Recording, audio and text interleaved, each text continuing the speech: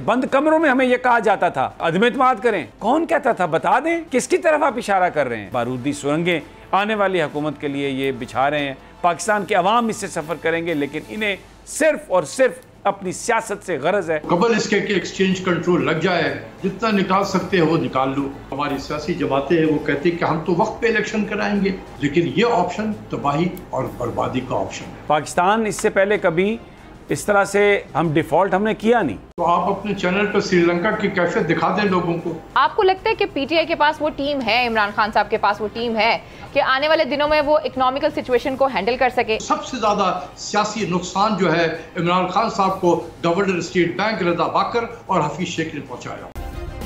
Subscribe करें और bell दबाएं ताकि कोई खबर रह न जाए।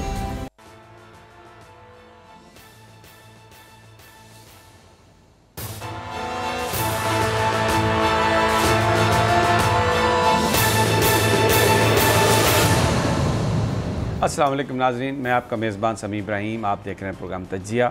मेरे साथ हैं हमारी को एंकर अलीना इलियास, और आज ख़ुसूसी तौर पर माहिर माशियात डॉक्टर इशफाक हसन हमें ज्वाइन करेंगे। और आज जो कुछ हुआ है इकॉनमी के साथ, जिस तरीके से डॉलर की प्राइस में इजाफ़ा हुआ है, स्टॉक मार्केट 1000 पॉइंट नीचे गई है, और एक इतनी ज़्यादा इंस्टेबिलिटी कि इस तरह का दिन हमने पाकिस्तान की तारीख़ में नहीं देखा। ख़ुसूसी तौर पर हम डॉक्टर इशफाक हसन से आज गुफ्तगू करेंगे, लेकिन इससे पहले थोड़ा सा मैं उन हालात का ज़िक्र करूँगा जिसकी वजह से इकॉनमी की ये सूरत हाल हुई, और वो है इंस्टेबिलिटी और क्रेडिबिलिटी।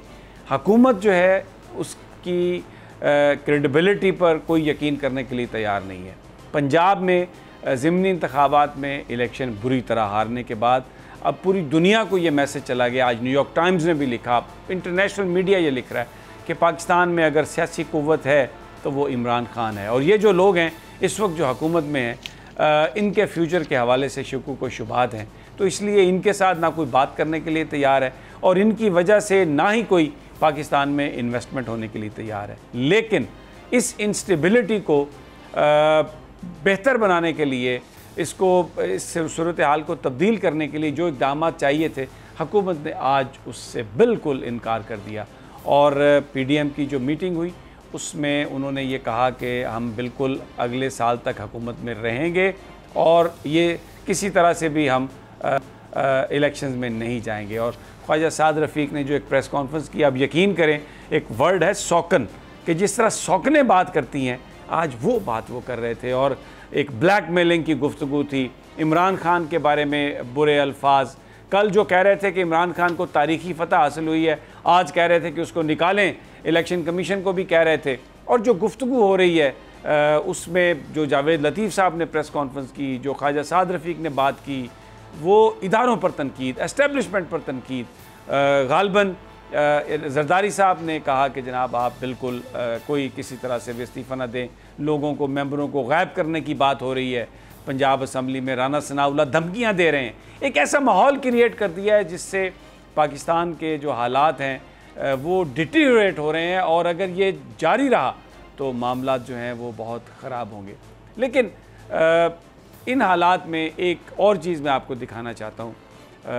इमरान हमेशा खुददारी की बात की है, अपने मुल्क के मफादात की बात की, और कहा है कि अगर आप मगरिब के साथ खुलकर बात करें और उनसे कहें कि हम अपने मफादात पर कंप्रोमाइज़ नहीं करेंगे, तो आप अपनी बात पर डटने की वजह से अपनी बात मनवा सकते हैं। मैं सऊदी वज़ीर ख़ारजा की एक गुफ्तगू आपको सुनाना चाहता हूँ। अभी अमरीकी सदर जो बाइडन वहाँ से होके गए हैं। सऊदी अरब पर भी बड़ा दबाव था, प्रिंस मोहम्मद बिन सलमान पर भी बड़ा दबाव था, लेकिन प्रिंस मोहम्मद बिन सलमान ने अपनी हिकमत अमली से, अपनी कुव्वत से, अपनी हिम्मत से, अपने इरादों की मजबूती से, अपने मुल्क से प्यार की वजह से जिस तरह अमेरिका को डील किया, तो उसने अमेरिका के सदर जो बाइडन को भी मजबूर किया। और ये वो गुफ्तगू है जो मैं आपको सुनवाना चाहता हूँ, जिस गैरत का, कौमी गैरत का इमरान खान जिक्र करते हैं, वो आपको इसमें झलक नज़र आएगी। और शायद यही वजह है कि MBS की दोस्ती इमरान खान से है। सऊदी वज़ीर ख़ारजा ने बिल्कुल खुलकर बात की, और उन्होंने कहा कि अमेरिका ने भी बहुत सारी गलतियाँ की हैं। अबू ग़रैब का जिक्र किया, उस जेल का जहाँ पर अमरीकियों ने कवानीन की ख़िलाफ़ वर्जी करते हुए टॉर्चर किया था जो कैदी थे उनके पास, और फिर एक फैमिली का भी जिक्र किया उन्होंने कि जिन पर ड्रोन मारा गया। तो उनका ये कहना था सऊदी वज़ीर ख़ारजा कि अमेरिका अपनी वैल्यूज़ किसी पर मुसल्लत नहीं कर सकता, धमकी से, धौंस से, मिलकर गुफ्तगू के ज़रिए जहाँ पर आपकी कॉमन वैल्यूज़ हैं आप मिलकर उनके लिए कोशिश कर सकते हैं। तो गलतियाँ सबसे होती हैं, अगर हमसे गलतियाँ हुई हैं, नाम नहीं लिया लेकिन ये रेफरेंस वो जमाल खशोगी जो सहाफ़ी जिसकी टर्की में जिसका कत्ल हुआ था उसके हवाले से उन्होंने बात की और अमेरिका को याद दिलाया कि आप भी बहुत सारी गलतियां करते रहे। इससे पहले मैं देख रहा था जो गुफ्तगू थी उसमें यह भी कहा गया था कि जो एक सहाफ़ी का जो कत्ल हुआ है इज़राइल में वो भी एक अमेरिकी गोली से हुआ है, तो वो भी एक सहाफ़ी था। कह ये रहा हूँ कि प्रिंस मोहम्मद बिन सलमान ने ये नहीं देखा कि उनका मुल्क छोटा है बड़ा है, उन्होंने वो बात कही अमेरिका से जो उनकी कौमी गैरत जिसका तकाजा करती थी, और उन्होंने कहा कि जो सऊदीज़ वैल्यूज़ हैं उन पर आप अमेरिकन वैल्यूज़ मुसल्लत नहीं कर सकते। गलतियाँ आपसे भी हुई हैं, गलतियाँ हमसे भी हुई हैं, मिलकर काम करते हैं। जैसे हम अपनी गलतियों का चेक करने की कोशिश करते हैं, आप भी चेक करें। और फिर उन्होंने कहा कि ये जो एक दूसरे की जो अक़दार हैं, जो रवायात हैं, हमें उसकी इज़्ज़त करनी चाहिए और फिर मिलकर हम आगे चलते हैं। और यही बात इमरान खान कह रहे हैं। वो कहते हैं कि मैं अमेरिका का मुखालिफ नहीं हूँ, मैं हर मुल्क से दोस्ती चाहता हूँ, भारत से भी दोस्ती चाहता हूँ, जंग नहीं चाहते किसी से, लेकिन not at the expense of our national interest. ग़ुलाम नहीं बनेंगे। वो जो उनका फ़िक्रा है कि क्या हम कोई ग़ुलाम है? अगर यूरोपियन यूनियन ख़त लिखता है पाकिस्तान को, तो यूरोपियन यूनियन भारत को तो वो ख़त नहीं लिखता, पाकिस्तान को क्यों कहता है कि आप ऐसे करें? और अमेरिका पाकिस्तान को बराबरी की सतह पर तस्लीम करे। 80,000 जाने गई दहशतगर्दी की जंग में, लेकिन हमें हमेशा ये कहा गया कि आप डू मोर हैं, डू मोर करें, डू मोर हो, और साथ ये कहा गया कि आप मुनाफिक हैं और हमने इंफ्रास्ट्रक्चर तबाह किया। तो इमरान खान ने कहा कि हम जंग में आपके साथी नहीं हैं, हम अमन में आपके साथी हैं, और आप हमारी जो भी एफ़र्ट्स हैं, जो कुछ भी हमने किया है, उसको आप रिकग्नाइज़ करें। ये मैंने दिखाया इसलिए कि आज की सूरत हाल यही तकाजा करती है। और पाकिस्तान में लोगों ने इमरान खान के बयानिए को तस्लीम किया।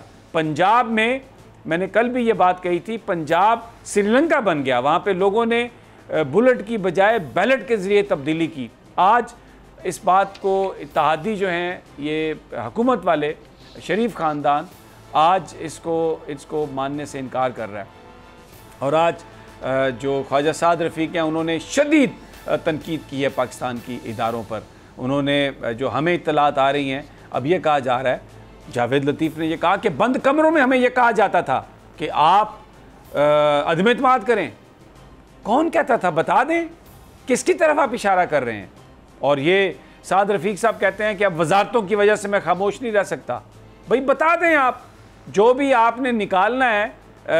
वो कहते हैं कि पंजाबी में कहते हैं कि जरा सप कटना कर लो, तो बता दें आपने जो बताना है। इमरान खान कहते हैं कि पाकिस्तान की फ़ौज से, पाकिस्तान के किसी इदारे से हमारी कोई मुखालफत नहीं, एक मजबूत फ़ौज चाहिए। अब इस वक्त जो सवाल उठा रहे हैं, जो सवालिया निशान जो खींच रहे हैं पाकिस्तान के इदारों के हवाले से, सुप्रीम कोर्ट के हवाले से, इलेक्शन कमीशन के बारे में कहा जा रहा है कि आप फॉरेन फंडिंग केस का आज फैसला करें, और ये लाडला जो है कब तक ये लाडला रहेगा। एक ऐसी सिचुएशन उन्होंने क्रिएट की है, जिसकी इंस्टेबिलिटी, और आज हमने देखा कि किस तरीके से इकॉनमी बर्बाद करने की तरफ ये इन्होंने जो कहते थे बारूदी सुरंगें आने वाली हुकूमत के लिए ये बिछा रहे हैं। पाकिस्तान के अवाम इससे सफ़र करेंगे, लेकिन इन्हें सिर्फ़ और सिर्फ अपनी सियासत से गरज है, और ये जो इंस्टेबिलिटी है उसको दूर करने की ये कोई कोशिश नहीं कर रहे। उसका वाहिद हल इंतखाबात हैं। लेकिन बहरहाल अब मेरे साथ हैं, मैं चलूँगा डॉक्टर इशफाक हसन की तरफ। माहिर मईशत हैं, नस्ट के वो प्रिंसिपल हैं, इक्तिसादी सूरत हाल पर उनकी बहुत ज़्यादा नज़र है, और जो इस वक्त सूरत हाल है उस पर उनका तजिया लेते हैं। डॉक्टर साहब बहुत बहुत शुक्रिया, आपने हमें ज्वाइन किया। आज तो एक ऐसा दिन पाकिस्तान की तारीख में हमने नहीं देखा कि डॉलर जो है वो 10 रुपये, इतना बड़ा जंप। जी बिल्कुल सही कह रहे हैं आप। ये आज तो ब्लड बात था, आज भी था और कल भी था। हमने पिछले 2 दिन में कोई 17-18 रुपए जो है वो करेंसी हमने लूज़ किया है। और ये सिलसिला जो है ये काफ़ी पहले से शुरू है। अगर मैं थोड़ा सा आपके नाज़रीन के लिए बता दूं जी कि फरवरी से लेकर एंड फरवरी की मैं कह रहा हूँ, क्योंकि मार्च से तो अफरा तफरी शुरू हो गई थी इस मुल्क में वोट ऑफ नो कॉन्फिडेंस के हवाले से। तो एंड फरवरी से लेकर अब तक हम कोई 45 रुपया, यानी आज तक में 45 रुपया फी डॉलर हम लूज़ कर चुके हैं, और जिसकी वजह से 4000 अरब से ज़्यादा का कर्जा हम पे चढ़ गया है without boring a single dollar. यानी जब से इस मुल्क में अफरा तफरी शुरू हुई है मार्च से लेकर आज तक में 4000 बिलियन यानी 4 ट्रिलियन रुपीस का डेट हम पे चढ़ गया है without boring a single dollar. और अगर मैं एंड मार्च से ले लूँ तो तकरीबन 41 रुपया जो है वो करेंसी हमने लूज़ किया है पर डॉलर, और तकरीबन 3420 बिलियन का कर्जा हम पे चढ़ा है। और अगर हम ये पिछले अप्रैल 9 से ले लूँ, 10 अप्रैल से जब ये हुकूमत आई है उसमें से अगर मैं ले लूँ तो ये तकरीबन 38 रुपया जो है हमने लूज़ किया है सिर्फ इस हुकूमत के दौर में। तो और उससे हमने तकरीबन 3420 बिलियन का कर्जा without boring a single dollar हमने छोड़ा दिया। और इसी पीरियड में सिर्फ एक्सचेंज रेट नहीं गया है हमारे नीचे, हमारा इंटरेस्ट रेट भी बढ़ा है। और इंटरेस्ट रेट जो बढ़ा है हमारा, और ये मैं आपके लिए बता रहा हूँ इसलिए कि ये बहुत ज़रूरी है उन लोगों के लिए कि जो इस मुल्क की मईशत को देखते हैं। अप्रैल 10 से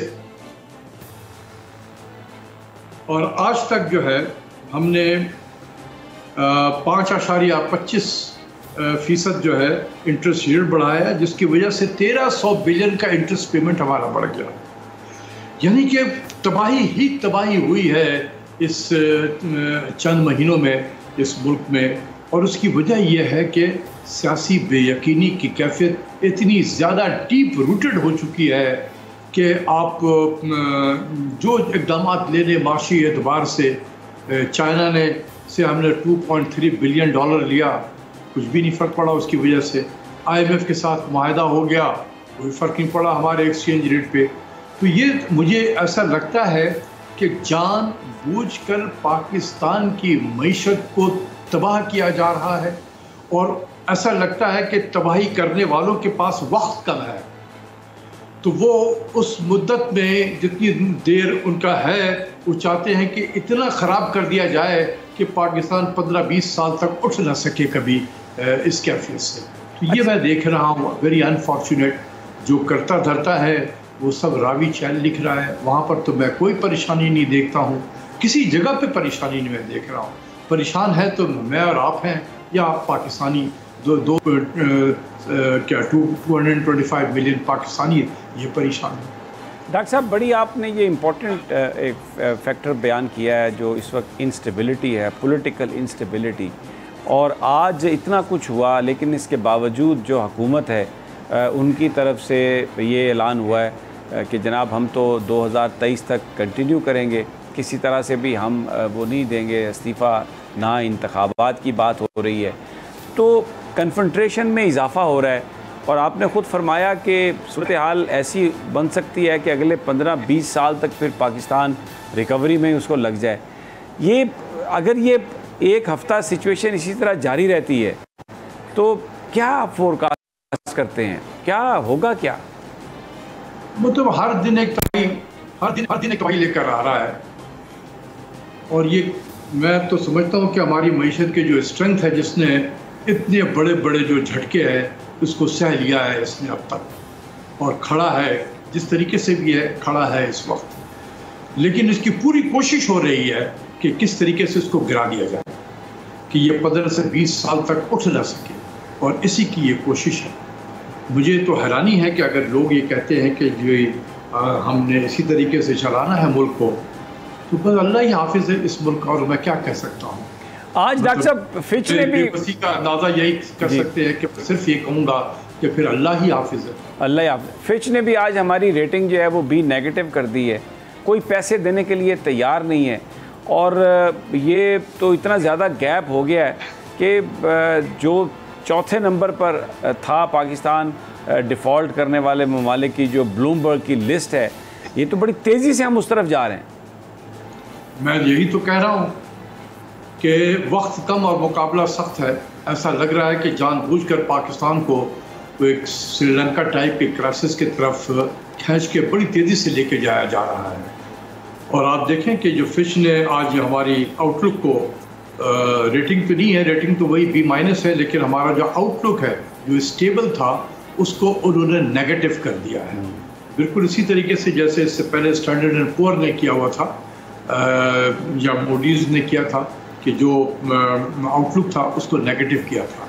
और इसमें उन्होंने बहुत सारे फैक्टर आइडेंटिफाई किए हैं कि वो क्यों पाकिस्तान को के आउटलुक को नेगेटिव करार दे रहे हैं। और उसमें सबसे पहले जो है वो पॉलिटिकल रिस्क जो है, rising political risk in Pakistan, ये एक बहुत बड़ा फैक्टर है।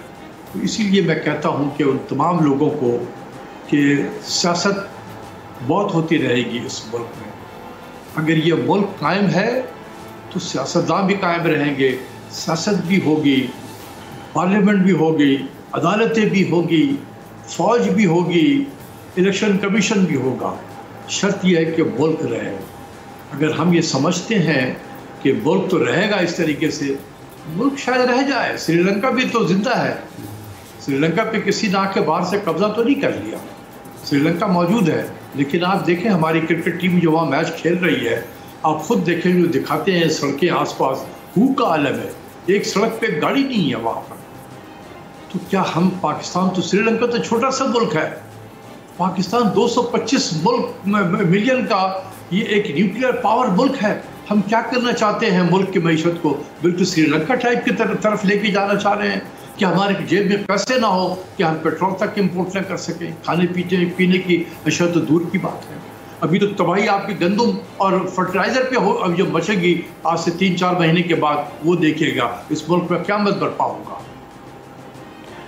डॉक्टर इशफाक हसन हमारे साथ हैं। नाज़रीन, यहाँ पर हम एक छोटा सा वक्फ़ा लेते हैं और जब वापस आता हूँ तो हम इनसे ये सवाल करेंगे कि ये जो डॉलर की कीमत में इजाफ़ा हो रहा है, क्या पाकिस्तान से जो लोग यहाँ पर जिनके पास सरमाया है वो अपना सरमाया निकाल रहे हैं यहाँ से, ये कौन लोग हो सकते हैं? और फिर थोड़ा सा ये भी जानने की कोशिश करेंगे कि अगर पाकिस्तान डिफ़ॉल्ट कर जाता है तो फिर यहाँ पर ज़िंदगी होगी क्या, लोगों को क्या फ़ौरी तौर पर जो मुश्किलात हैं वो क्या होंगी, ये हम गुफ्तगू करेंगे। हमारे साथ ही रहिए एक छोटे से वक्फे के बाद।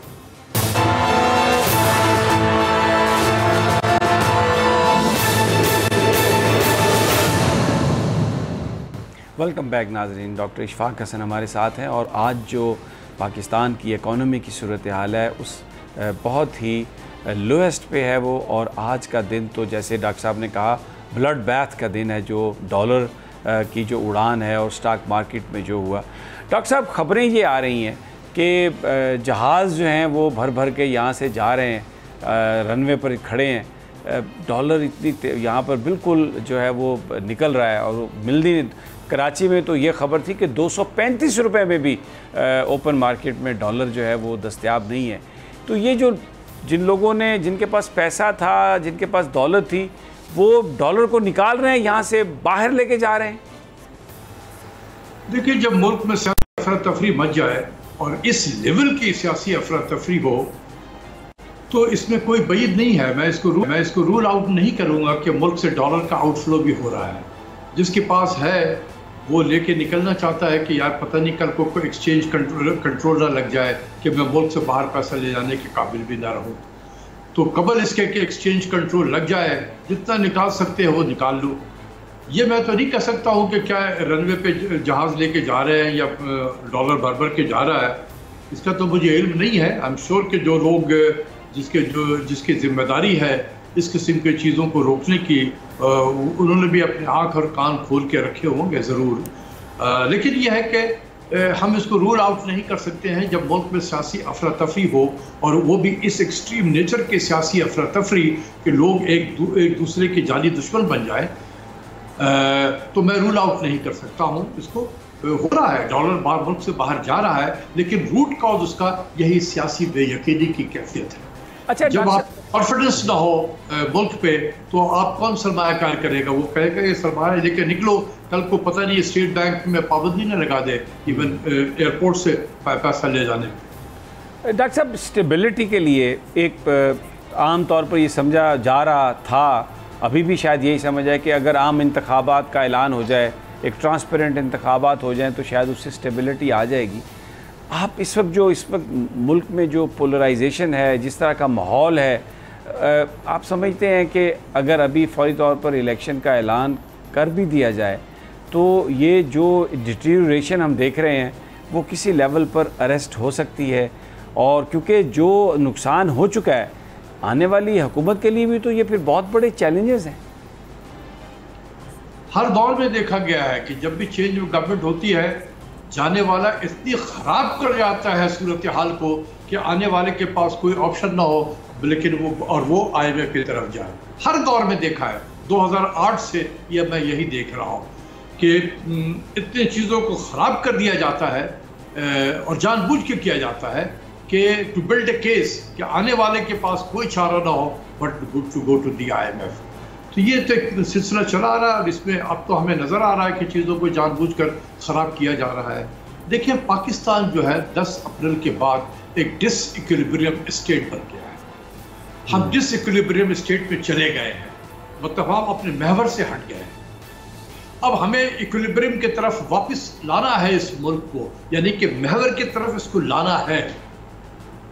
दो ऑप्शन है आपके पास में। एक ऑप्शन तो यही है जो आपने जिसने कहा कि जो हमारी सियासी जमातें हैं वो कहती हैं कि हम तो वक्त पे इलेक्शन कराएंगे, ये भी एक ऑप्शन है, लेकिन ये ऑप्शन तबाही और बर्बादी का ऑप्शन है।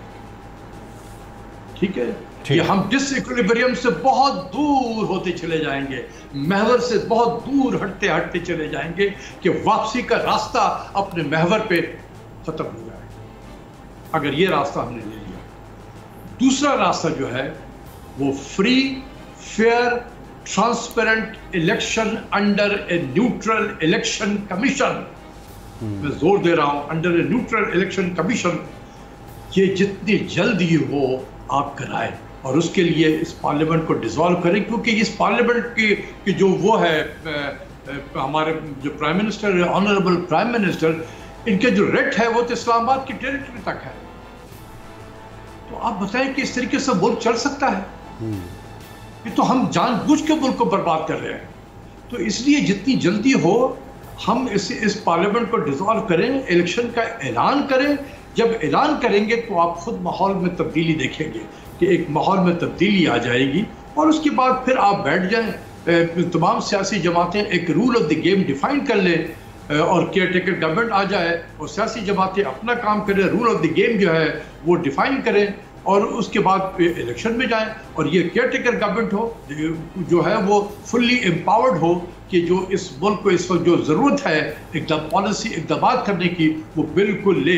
सिर्फ उसका काम इलेक्शन कराना ना हो बल्कि इस मईशत को बचाना भी हो, ये वो काम करे, सियासतदान अपना काम करे। तो यही एक सलूशन है।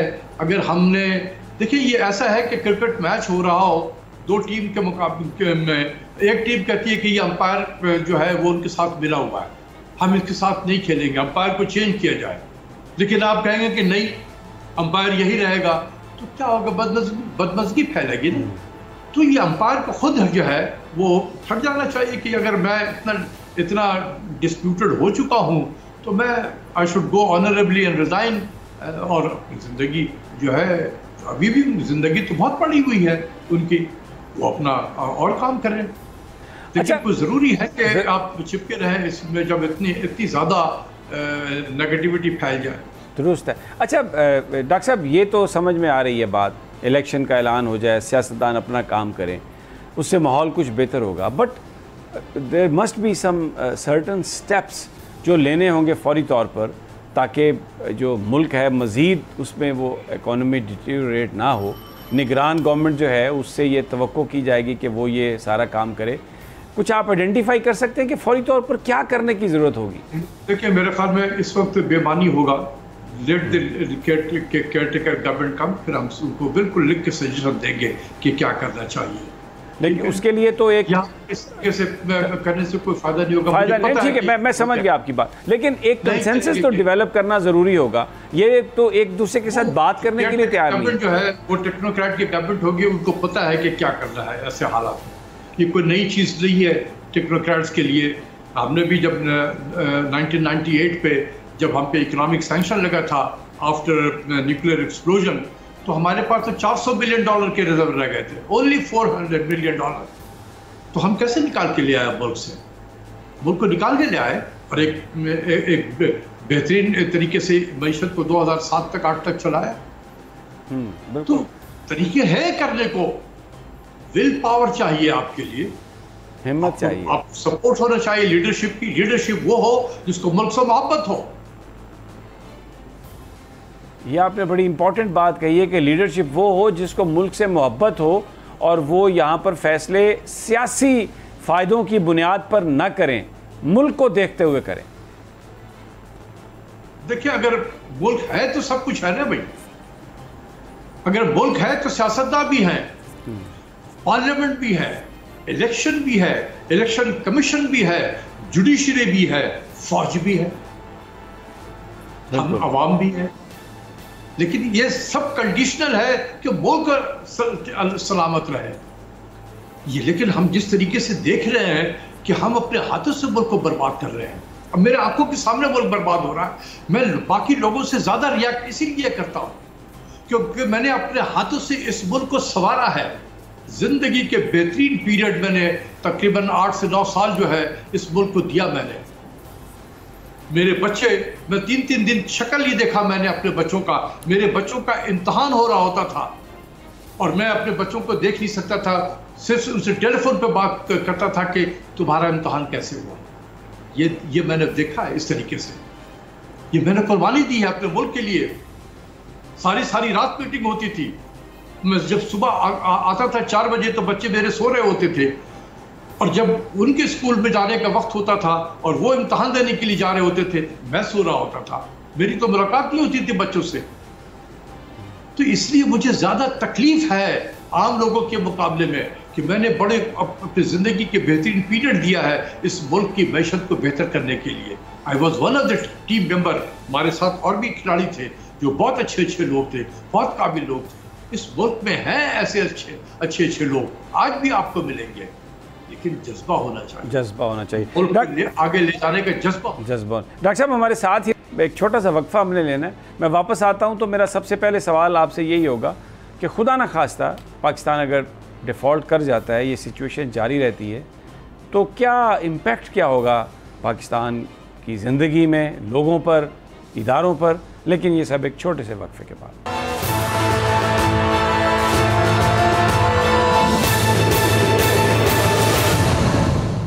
वेलकम बैक नाज़रीन, डॉक्टर इशफाक हसन हमारे साथ हैं। डॉक्टर साहब, खुदा न खास्ता अगर हम सिचुएशन को अरेस्ट नहीं कर पाते, अगर हम डिफ़ॉल्ट में चले जाते हैं, तो हमारी ज़िंदगियां कैसे मुतासर होंगी? आम आदमी को कुछ नहीं पता कि हमारे साथ होना क्या है, क्योंकि पाकिस्तान इससे पहले कभी इस तरह से हम डिफ़ॉल्ट हमने किया नहीं। तो आप अपने चैनल पर श्रीलंका की कैफियत दिखा दें लोगों को कि किस तरीके से पेट्रोल के लिए लाइनें लगी हुई हैं, मीलों मील गाड़ियों की लाइनें लगी हुई है, मीलों मील मोटरसाइकिलों की लाइन लगी हुई है। ना गैस है, ना बिजली है, ना खाना है, खुराक है। जो चीज़ें बाहर से इम्पोर्ट होती हैं वो नहीं होगी। देखिए, सबसे पहले होता यह है कि जब आप इस काबिल ना हो कि अपनी डेट की पेमेंट कर सकें, तो आपका एलसी ऑनर नहीं होता है। लेकिन मुझे इत्तला मिल रही है कि बहुत सारे बैंक जो है हमारे एलसी को ऑनर नहीं कर रहे हैं। तो ये एक निशानी है कि हम उस तरह बहुत तेज़ी से जा रहे हैं, हमें बचना चाहिए इससे। तो जब आपका एलसी ऑनर नहीं होगा, आप वही चीज़ मंगवाएंगे जिसके लिए आपने कैश पे करना है। तो कैश आप किसके लिए मंगाएंगे, किसके लिए क्या चीज़ मंगाएंगे कैश देकर? सबसे पहले आपने पेट्रोल मंगाने हैं, गैस मंगवाने हैं, आपने खाने पीने की चीज़ें मंगाने हैं, आपने लाइफ सेविंग ड्रग्स मंगाने हैं। इसके लिए पैसे देंगे, लेकिन कब तक देते रहेंगे? जब ये ख़त्म होता जाएगा तो आहिस्ता आहिस्ता जो है आपकी राशनिंग शुरू हो जाएगी। पेट्रोल आपको नहीं मिलेगा तो लंबी लंबी लाइनें लगी होंगी, 5 लीटर आपको पेट्रोल दे दिया जाएगा, 2 दिन लाइन पे खड़े रहने के बाद आपकी सड़कों पे गाड़ियां नहीं मिलेंगी, ट्रैफिक नहीं चलेगा, आपके जो पेट्रोल कराची पोर्ट से लेकर जो रिफाइनरी से पेट्रोल जो है जो बाहर आ रहा होता है, पूरे पाकिस्तान में जा रहा होता है, वो कहाँ से जाएगा? खाने पीने की अशिया नहीं मिलेगी, गंदम की शॉर्टेज हो जाएगी इस मुल्क में, फर्टिलाइज़र नहीं मिलेगा, हम तो DAP जो है बाहर से इंपोर्ट करते हैं, वो नहीं मिलेगा, आपके पास पैसे नहीं होंगे तो आप क्या इंपोर्ट करेंगे? आपके यहाँ दवाएं नहीं मिल सकेगी, लाइफ सेविंग ड्रग नहीं मिलेगा। तो मैं तो ये सोचता भी नहीं हूँ इस किस्म की चीज़ें कि क्या होगा।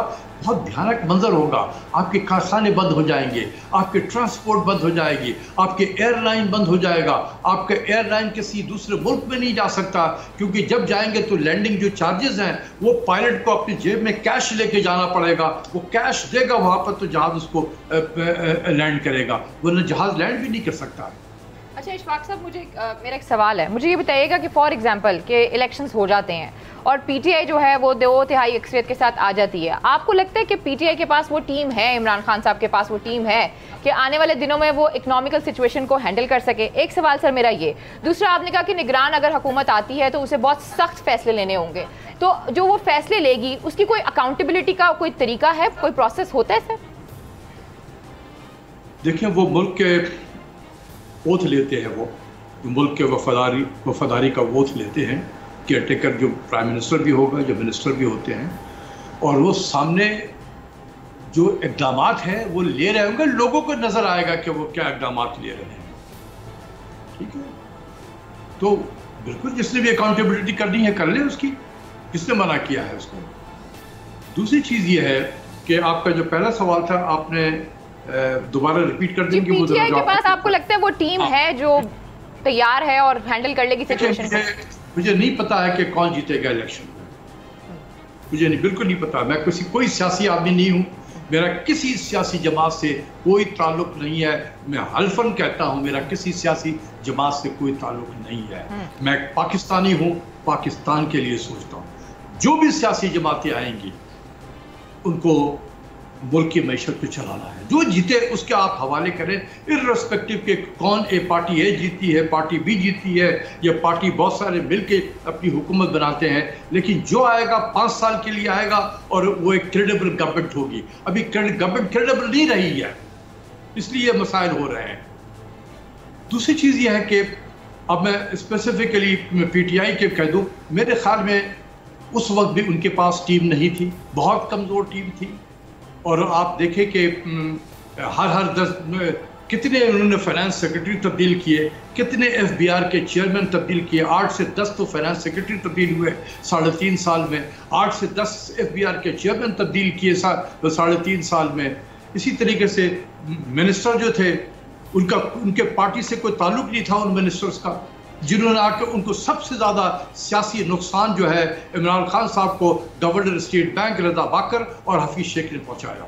और मुझे हैरानी है कि मैं ये लफ्ज़ उनको कहता रहा कि आपको सबसे ज़्यादा नुकसान ये आपके साथ बैठे हुए इन लोगों ने पहुंचाया है, लेकिन खान साहब को समझ में नहीं आती थी उस वक्त मेरी बात।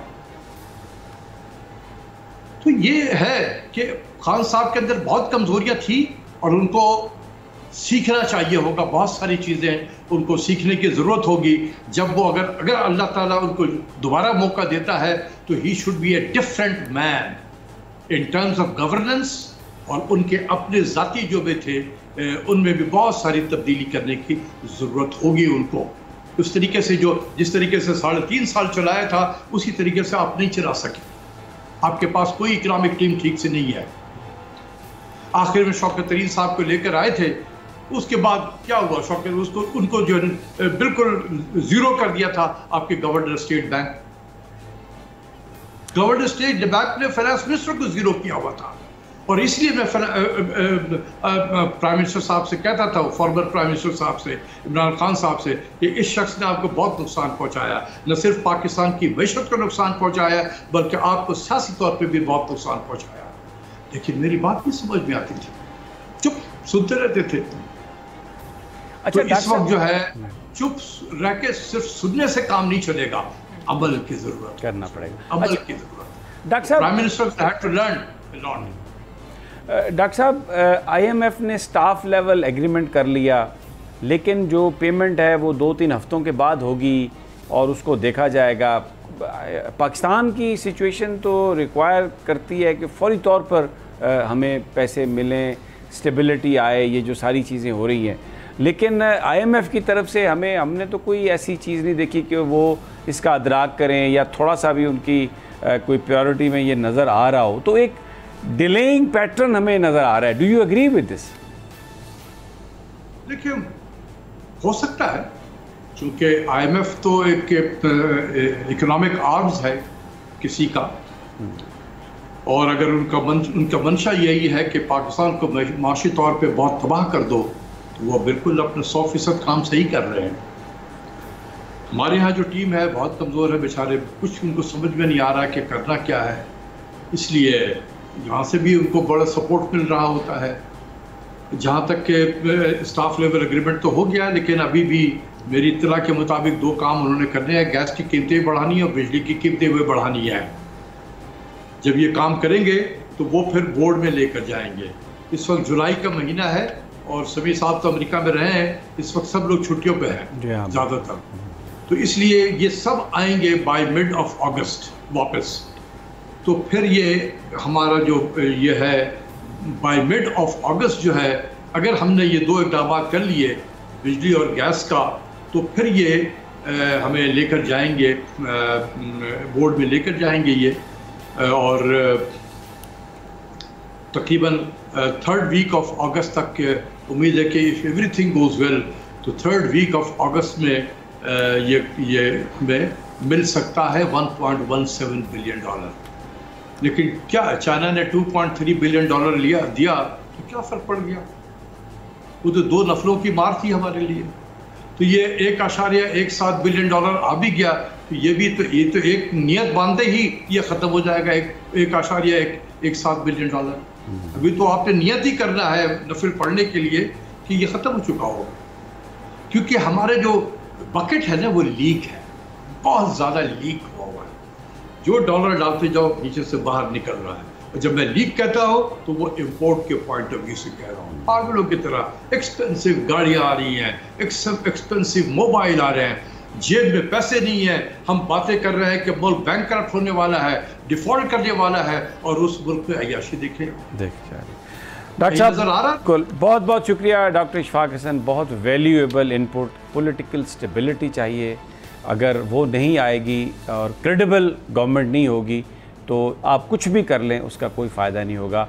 और जो बकेट है वो नीचे से लीक है, आप जितने भी डॉलर इसमें डालते जाएं, अगर वो स्टेबिलिटी के सीमेंट से आप उस बकेट को नीचे से क्लोज़ नहीं करेंगे तो हालात बेहतर नहीं होंगे। लेकिन बहुत ख़तरनाक है इस सिचुएशन का कंटिन्यू रहना, फौरी फ़ैसलों की ज़रूरत है। नाज़रीन, इजाज़त दीजिए, कल फिर इंशाअल्लाह मुलाकात होगी। अल्लाह निगहबान।